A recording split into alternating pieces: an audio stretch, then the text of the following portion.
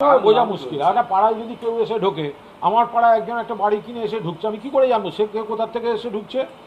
সে যদি বিএসএফ ছেড়ে দেয় বা সে যদি মানে জলপথে, স্থলপথে বা অন্তরিক্ষে কোনোভাবে কলকাতায় এসে ঢুকে বসে থাকে, তা কোনোভাবে যদি আমার পাড়ায় কেউ কোনো বাড়ি কিনে আসে, তো আমার সঙ্গে দেখা হলে আমি আলাপ করবো। আমি কি তার প্রথমেই ঠিকুজি কুস্তি জানতে যাবো নাকি? আজব কথা। বাইরের লোক যদি ঢুকে থাকে, তার পুরো দায়িত্ব বিজেপি আর বিএসএফ ধরবে না।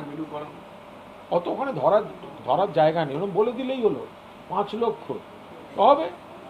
গীতা পাঠ মানে কি? গীতা পাঠ করবেন। গীতা পাঠের সঙ্গে রাজনীতি মেশাচ্ছেন কেন? গীতা মানে তো মহাভারতের একটা গুরুত্বপূর্ণ অংশ, যেখানে শ্রীকৃষ্ণ অর্জুনকে বলছেন। আর মহাভারত মানে হচ্ছে পাণ্ডবদের জয়, কৌরবদের পরাজয়, তৃণমূলের জয়, বিজেপির পরাজয়, মমতা ব্যানার্জির জয়, আর ওই সিপিএম, কংগ্রেস, বিজেপির পরাজয়। তো সেগুলো হবে।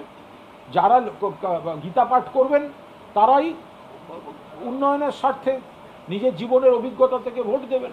আবার আগে তো ওনার প্রকাশ্যে বিবৃতি দিয়ে ক্ষমা চাওয়া উচিত। যেটা অনুব্রতবাবুর ক্ষেত্রে আমরা বলেছি, সেটা ওনার ক্ষেত্রে আমরা তো বলছি।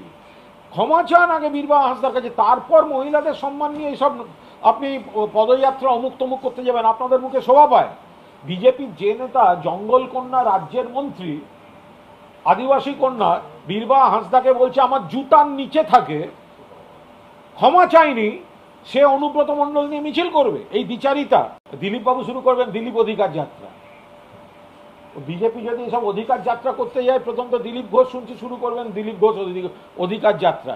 পার্টিতে ওনাকে কোণঠাসা করছে, পার্টি ওনাকে, উনি হিন্দু হওয়া সত্ত্বেও পার্টির যারা হিন্দু বলে তাকে অপমান করছে, ইত্যাদি করছে। এসব ওদের ভেতর থেকেই তো এইসব কথা শোনা যাচ্ছে।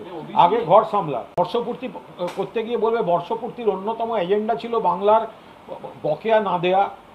বর্ষপূর্তিতে বলবে আমরা গর্বের সঙ্গে বলছি বাংলার কর তুলে নিয়ে গেলেও, ট্যাক্স তুলে নিয়ে গেলেও বাংলার বকেয়া 1,70,000 কোটি টাকা দিইনি। আমরা প্রতিহিংসা, কুৎসা, এজেন্সি এইসব পলিটিক্স করেছি। ফলে ওনাদের এই তাসের ঘরের মতো 26-এ বিজেপি পুরোপুরি ভেঙে পড়বে। অনেক রকম লোক গেছে, তো এখনো অনেক রকম লোক বিজেপিতে গেছে। তো বিজেপিতে আবার কেউ কেউ দেখবেন মানে ন্যাড়া হয়ে বসে আছে, ঠিক আছে? ন্যাড়া মাথাতেও যদি কোথাও থাকে 2-4 গাছা চুল, 26-এ সেখানেও গজাবে ঘাসফুল। ফলে বিজেপির আর অন্য কিছু নেই।